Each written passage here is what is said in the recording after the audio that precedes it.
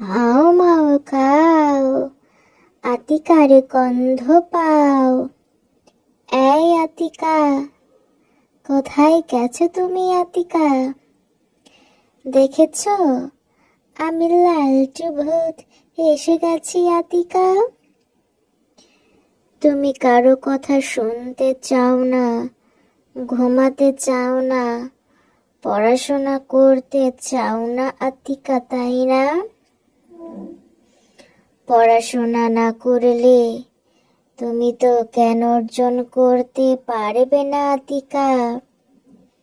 জ্ঞান অর্জন না করলে মানুষ তোমাকে বোকা আতিকা বলবে। তখন তোমার কেমন লাগবে বলো তো আতিকা? তাই বলছি, তুমি এখন থেকে লক্ষ্মী বাবু হয়ে যাও আতিকা। বাবা মার কথা শুনবে আতিকা, মনে রাখবে বাবা মার মতো আপন এই দুনিয়াতে কেউ নাই আতিকা। বাবা মা হচ্ছে সন্তানের জন্য আসল বন্ধু আতিকা। তাই তোমাকে বলছি, আজকে থেকে খুব মন দিয়ে শুনবে তুমি বাবা মার কথা। বেশি বেশি করে খাবার খাবে আতিকা, ডিম খাবে, দুধ খাবে, শাকসবজি খাবে, মাছ মাংস সব কিছু খাবে আতিকা।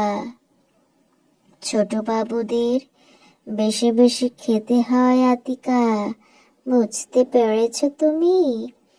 তুমি যখন অনেক বড় হয়ে যাবে, অনেক শক্তিশালী হয়ে যাবে বেশি বেশি খেয়ে, তখন আমি লালটু ভূত তোমার কিছুই করতে পারবো না। তখন তুমি সব সময় জিতে যাবে আর আমি শুধু হেরে যাব। বুঝতে পেরেছো আতিকা? তাহলে তুমি কি চাও?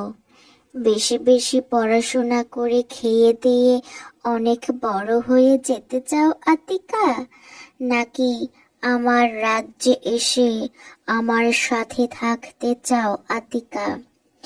আমার কাছে তোমার মতো অনেক দুষ্ট বাবুরা আছে আতিকা।